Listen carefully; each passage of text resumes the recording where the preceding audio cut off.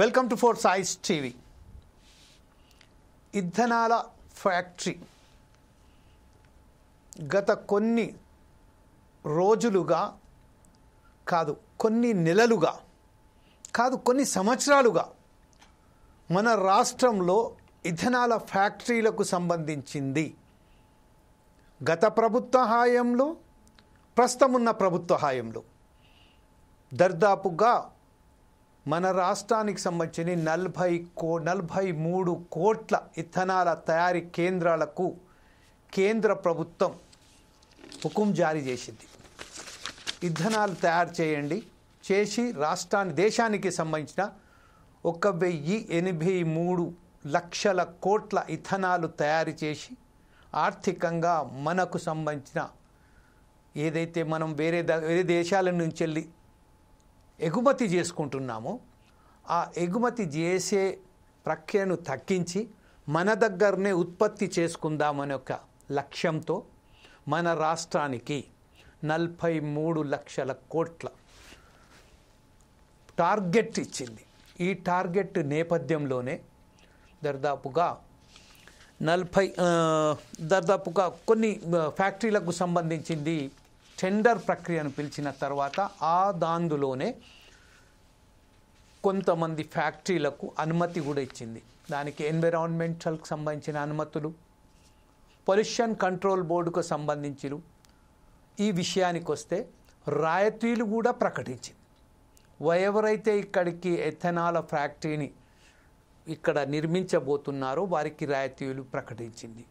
అదే ప్రక్రియలో భాగంగా గతంలో మనం చూశాము, తెలంగాణ రాష్ట్రంలో అలాగే ఆంధ్ర రాష్ట్రంలో కూడా ఎథనాల ఫ్యాక్టరీలను నిర్మించడానికి చేస్తున్న సమయంలోనే అక్కడి రైతులు, ప్రజలు కాలుష్యానికి విరుద్ధంగా ఉంటాయి. దీని ద్వారా మనకు అనేక సమస్యలతో మనం సతమతవలసి వస్తుంది, మా ఆరోగ్య సమస్యలు ఏర్పడతాయి, కాలుష్యానికి మేము గురి అయిపోతాము అని పెద్ద ఎత్తున నిరసన కార్యక్రమాలు చెప్పారు. అందులో భాగంగానే మనం చూశాము, నిర్మల్ జిల్లా దిలావర్పూర్ గ్రామంలో రైతులు ఒక్కసారిగా అక్కడ ఆందోళన చేపట్టి ఎట్టి పరిస్థితుల్లో ఈ పరిశ్రమలు ఇక్కడ పెట్టడానికి వీల్లేదు అనే ఒక పెద్ద ఎత్తున ఆందోళన చేపట్టారు. ఆ ఆందోళన భాగంగా ఆ సంస్థలు ఎవరైతే ఉన్నారో వారందరూ వెనక్కి రావడం జరిగింది. అదే విషయం చూస్తే మనం ఇప్పుడు చూస్తున్నటువంటి మహబూబ్ నగర్ జిల్లా, గద్వాల్, జోగులాంబ జిల్లాలకు సంబంధించింది ధన్వాడ, పెద్ద ధన్వాడలో కూడా ఈరోజు నిన్న ఏదైతే కార్యక్రమం వాళ్ళు ఏదైతే ఆ ఫ్యాక్టరీ నిర్మాణానికి సంబంధించింది Gayatri renewable fuel privates limited కంపెనీకి సంబంధించిన అధికారులు అక్కడ వెళ్ళారో, తన సామాగ్రిని తీసుకువెళ్ళి అక్కడ ప్రస్తుతం ఏదైతే ఆ ఫ్యాక్టరీని నిర్మించడానికి వారు ప్రయత్నం చేశారో ఒక్కసారిగా ఆ చుట్టుపక్కల 12 గ్రామాలకు చెందిన రైతులు, ప్రజలందరూ ఒక్కసారిగా దాన్ని వ్యతిరేకించి నిరసనలు తెలిపడానికి బయటికి వచ్చారు. ఆ నేపథ్యంలోనే ఆందోళన చేస్తున్న రైతులపై పోలీసులు, అంటే సహజంగా పోలీసులు అక్కడ శాంతి భద్రతలకు సంబంధించిన సమస్య ఏర్పాటవుతుంది. అక్కడ శాంతి భద్రతకు సంబంధించిన కొంచెం ఆందోళన కలగుందని వారు ఎప్పుడైతే అక్కడ వారు వస్తున్న రైతులను అడ్డుకోవడానికి ప్రయత్నం చేశారో అందులో భాగంగా వారు చేసిన ప్రయత్నంలోనే వారు ఆందోళనకారు రెచ్చిపోయి అక్కడ ఆ కంపెనీకి సంబంధించిన ఏదైతే ఇన్స్ట్రుమెంట్స్ ఉన్నాయో ఆ జేసీబీలే కానివ్వండి, టిప్పర్లు కానివ్వండి, కంటైనర్స్ కానివ్వండి, వెహికల్స్ కానివ్వండి, దాన్ని కొన్ని తగలబెట్టారు. కంటైనర్స్కు మొత్తం తగలబెట్టేశారు. వారిని అక్కడి నుంచి వెళ్ళి పరుగులెత్తే విధంగా వారిని నిరసన వ్యక్తం చేశారు. వారు బయటికి తిరిగి వచ్చేశారు. ఈ నేపథ్యంలోనే ఆ వీడియో రికార్డింగ్ చేసిన అక్కడ పోలీస్ అధికారులు ఏదైతే అదే సమయంలో నిరసనకారులను అడ్డుకొనికి ప్రయత్నం చేస్తున్న పోలీసులపై కూడా ప్రజలు తిరగబడ్డారు అనే ఒక నేపంతో, పోలీసుల మీద కూడా వాళ్ళు చేయి చేసుకున్నారనే నేపంతో పోలీసులు ఆ గ్రామాసులకు సంబంధించిన గతంలో మనం చూసాము లగచర్లలో కూడా ఇంతకుముందు ఎప్పుడైతే ఫార్మాస్యూటికల్ కంపెనీస్కి సంబంధించిన ఒక కారిడార్ని నేర్పిస్తామని చెప్పారో అక్కడ కూడా అలాగే జరిగింది. ఈరోజు ఇదే మనకు సంబంధించిన ఇప్పుడు ధన్వాడలో కూడా ఇదే సేమ్ థింగ్ అక్కడ కూడా హ్యాపెన్స్. ఆ నేపథ్యంలోనే అనేక గ్రామాలపై పోలీసులు విరుచుకపడి అక్కడి నుంచి వెళ్ళి చాలామందిని అరెస్ట్ చేశారు. కాకపోతే ఇప్పుడు పోలీసులు మరి చెప్పే ప్రకారం మాత్రం కేవలం ఒక 15 మందిని అరెస్ట్ చేశాము, ఇంకా కొంతమంది మీద నిఘా పెట్టాము, వారికి సంబంధించిన కదిలెక్కలు ఎక్కడ ఉన్నాయి వారిని గుర్తిస్తున్నామని చెప్తున్నారు. ఈ నేపథ్యంలోనే 4 Sides టీవీ నిర్వహిస్తున్న ఈ కార్యక్రమమే ఇప్పుడు సంబంధించిన రైతులకు సంఖ్యల్లా. వాస్తవానికి రైతుల విషయంలో వస్తే రైతులే కాకుండా ప్రజలు కూడా అక్కడ చాలామంది ప్రజలు తనకు సంబంధించిన ఆ ఫ్యాక్టరీలు నిర్మిస్తే తమ బ్రతుకులు మొత్తం ఆగమైపోతాయని ఆందోళన చేపడుతున్నారు. ఆ ఆందోళన చేపట్టిన నేపథ్యంలోనే 4 Sides టీవీ నిర్వహిస్తున్న ఈ కార్యక్రమంలో మనతోని ఈ సంబంధించిన దీంతో ఈ పరిశ్రమ గనక అక్కడ నెలకొల్పితే ఎలాంటి ప్రమాదాలు ఎదుర్కోబోతున్నాయి, వాస్తవానికి ఇంధనాలు సంబంధించిన మనకు అవసరమా, ఇంధనాలు అవసరం ఉంటే దానికి సంబంధించిన ఎలా వారు చేయవలసి ఉంటుండే, ఎందుకు ఇలాంటి ప్రజా వ్యతిరేక కార్యక్రమాలకు ప్రభుత్వాలు పూనుకుంటున్నాయి అనే విషయం మాట్లాడడానికి మనకు రైతు ఉద్యమ నాయకులైనటువంటి సారంపల్లి మల్లారెడ్డి గారు ఈరోజు మనతోటి ఉన్నారు. అలాగే సిపిఎం రైతు ఉద్యమ నాయకులైనటువంటి ఆముదాల మల్లారెడ్డి గారు కూడా ఉన్నారు. అలాగే కాంగ్రెస్ నాయకులైనటువంటి రామచంద్ర గౌడ్ గారు కూడా మనతోటి ఈరోజు జూమ్ లింక్లో మాట్లాడడానికి సిద్ధంగా ఉన్నారు. అలాగే బీజేపీ నాయకులైనటువంటి పి రాజగోపాల్ గారు ఉన్నారు. మొదటిగా మనం ఒకసారి ఈ విషయంపై విశ్లేషించడానికి, వాస్తవానికి ఇంధనాలని ఫ్యాక్టరీలు మనకు అవసరమా అనే విషయంపై మాట్లాడడానికి మా chief adviser 4 Sides TV chief adviser అయినటువంటి డాక్టర్ సుధాకర్ శర్మ గారికి మనతో ఒకసారి మనం విజ్ఞప్తి చేస్తున్నాం. Sudhakar Sharma garu, welcome to the 4 Sides TV full debate sir. Please ఈ విషయంలో అసలు ఇంధనాలని ఫ్యాక్టరీకు మనకు అవసరమా, దీనిపై మనకు ఎలాంటి హానికరంగా ఉండబోతున్నాయో ఒకసారి వివరించండి sir. Thank you, Jamil ji. First of all, you deserve congratulations for taking up this wonderful theme. Ethanol అనేటువంటి టర్మ్ మనం చాలా ఏళ్ళగా వింటున్నాం. ఎథనాల్ అనేది ఒక బయోఫ్యూయల్. మరి మనకున్నటువంటి ఫ్యూయల్ రిక్వైర్మెంట్స్ని దృష్టిలో పెట్టుకొని కేంద్ర ప్రభుత్వాలు తీసుకున్నటువంటి నిర్ణయానికి ఒక రూపకల్పనగా 2018లో నేషనల్ బయోఫ్యూయల్ పాలసీ అనేటువంటిది కూడా ఇనాక్ట్ అయింది. మరి ఆ పాలసీ ప్రకారం ఎథనాల్ 20% ఆఫ్ ఎథనాల్ టార్గెట్గా పెట్టుకున్నారు, బ్లెండింగ్ను 2030 వరకు. అంటే గ్రాడ్యువల్గా మనం ఈ యొక్క ప్రొడక్షన్ అలాగే దీని యొక్క బ్లెండింగ్ను కూడా ఇన్కార్పొరేట్ చేసుకోవాలనేటువంటిది కేంద్ర ప్రభుత్వం యొక్క సూచన. మారుతున్నటువంటి కాలానికి అనుగుణంగా జరుగుతున్నటువంటి అనేక నిర్ణయాల్లో దీన్ని ఒక నిర్ణయంగా మనం భావించవచ్చు. అయితే ఈరోజు మనం చూస్తున్నటువంటి ఆగ్రహావేశాలు ఏదైతే మనం చూస్తున్నామో వాటిని కూడా మనం కాదనలేం.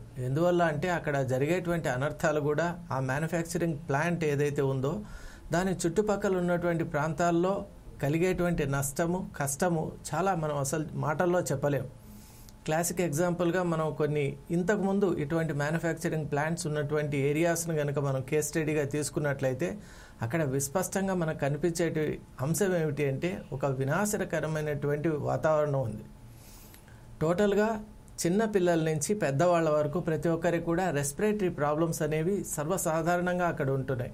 అలాగే భరించలేనటువంటి ఒక స్టెంచ్ అంటాం, అంటే మనం భరించడానికి వీలు లేనటువంటి ఒక దుర్వాసన అక్కడ ఉంటుంది. అది తట్టుకోవడం కూడా చాలా కష్టం.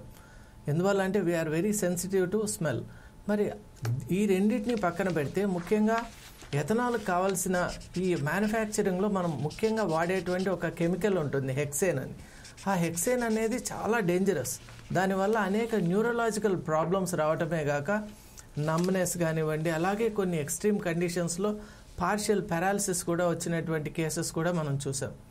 ఈ నేపథ్యంలో జమీల్జీ, మనం ఇంతకుముందు డిస్కస్ చేసుకున్నట్టు ఒక విధానం ఏదైతే ఉందో మనం ఇంతకుముందు ఈ చర్చకు ముందు ఒక డిస్కషన్ చేసుకున్నాం. దాంట్లో ఒక చక్కటి సలహా మీరు ఇచ్చారు. అదేమిటి అంటే ఎలా అయితే అనివార్యమైనటువంటి ఈ స్థితిలో మన ప్రభుత్వాలు ఒక టార్గెట్ని ఎప్పుడైతే నిర్దేశిస్తూ ఉన్నాయో దానికి తగినట్లు ఒక రూపకల్పన విధి విధానం కూడా ఉంటే బాగుంటుంది. ఎందువల్ల అంటే ఇండస్ట్రీ ఈజ్ రిక్వైర్డ్, కానీ దాన్ని ఎలా మనం తీసుకువెళ్తాం ప్రజలకు ఇబ్బంది కలగనటువంటి రీతిలో, అలాగే మన రైతు మిత్రులకు రైతు బంధువులకు ఎటువంటి ఇబ్బంది ఆపద నష్టం కలగకుండా మన ఈ యొక్క ఇండస్ట్రీని ఎలా కంటిన్యూ చేయగలమనేటువంటి విషయంలో ఈరోజు మన డిస్టింగ్విష్డ్ ప్యానల్ ఉన్నారు. వారి యొక్క సూచనలు సలహాలతో నిజంగా ఇది ఎలా ప్రాక్టికల్ అనేటువంటి విషయాన్ని తెలుసుకునే ప్రయత్నం చేద్దాం. Thank you very much doctor Sudhakar Sharma గారు. ప్రస్తుతం మనం ఒకసారి ఒక చిన్న సవరణ కూడా చేయవలసి ఉన్నది. ఇంతకుముందు గతంలో నేను చెప్పినట్టుగా 1083 1080 కోట్ల లీటర్ కేంద్రం మనకు ఇచ్చినది టోటల్గా మనకు అవసరం ఉన్నది. అంటే దానికి సంబంధించింది మన రాష్ట్రానికి మాత్రం 43 crores లీటర్, అంటే రోజువారీగా 5256 కిలోలీటర్ల ఉత్పత్తి మనకు అవసరం ఉన్నది. ఈ అవసరానికి సంబంధించింది 31 సంస్థలు ముందుకు వస్తే 28 సంస్థలకు అనుమతి పొందింది. ఆ 28 సంస్థలు ఈరోజు మన రాష్ట్ర వ్యాప్తంగా, తెలంగాణ రాష్ట్ర వ్యాప్తంగా ఈ చుట్టుపక్కల ప్రాంతాలలో వాళ్ళు తన ఫ్యాక్టరీస్లలో వాళ్ళు నిర్మించబోతున్నారు. ఈ విషయంపై ఒకసారి మనం రామచంద్ర గౌడ్ గారు, కాంగ్రెస్ నాయకులైనటువంటి రామచంద్ర గౌడ్ గారు మనతో ఉన్నారు. సార్, ఇప్పుడు ప్రస్తుతం welcome to the four size TV. Sir, ఈ రోజు ఏదైతే ఇంధనాల ఫ్యాక్టరీకి సంబంధించిన ఇంత పెద్ద నిరసన వ్యక్తం చేయని సమయంలో ఇప్పుడు కాంగ్రెస్ ప్రభుత్వం ఈ విషయంపై మీరు as a spokesperson of Congress మీ వర్షన్ ఏంటి sir? Sir go ahead sir. అవసరం ఉండే కార్యక్రమం చేసుట్లో తప్పు లేదు, కానీ అక్కడ ఉన్న ప్రాంతం వాసులకు, రైతులకు, రైతు మిత్రులకు, ప్రజా ఉండే వాళ్లకు ఇబ్బంది జరగకుండా ఉంటే బాగుంటది. దాన్ని పర్మిషన్ ఇచ్చే ముందు వాళ్ళు అన్ని ఇండస్ట్రీ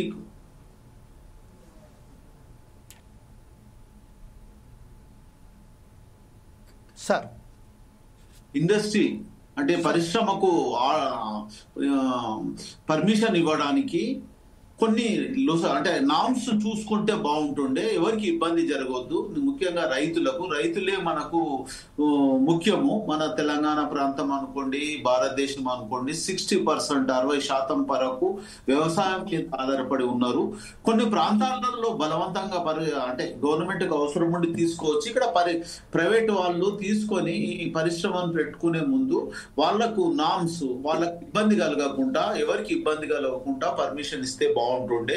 ఈ పర్మిషన్ ఇచ్చినా గానీ రైతులకు కూడా ఇంత సంఘటితంగా రావడానికి, వాళ్ళ ప్రాణానికి వాళ్ళకి ఇబ్బంది ఉన్న ఎవరు వచ్చినా గానీ మనకు నష్టం జరుగుతున్నప్పుడే అన్ని తెగించి వస్తున్నారు.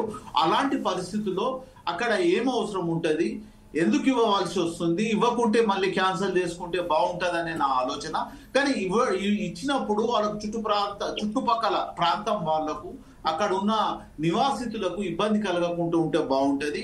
మనకు ఎన్ని అవసరాలు ఉన్నా, ఏది ఉన్నా కానీ ప్రజల ప్రాణానికి హాని కలగకుండా, వాళ్ళకు ఆరోగ్య రీత్యా కూడా ఇబ్బంది కలగకుండా ఉంటే బాగుంటదని నా ఆలోచన. అది కూడా ప్రభుత్వ పరంగా కూడా ఆలోచన చేస్తారు. ఏమైనా ప్రజలకు సంబంధించి, ప్రజలకు అవసరం ఉన్న కానీ ప్రజలకు ఇబ్బందికరమైన ఆలోచన ఉండి ప్రజలకు నష్టం జరిగేది ఉంటే మాత్రం అది క్యాన్సిల్ చేసుకుంటే బాగుంటది.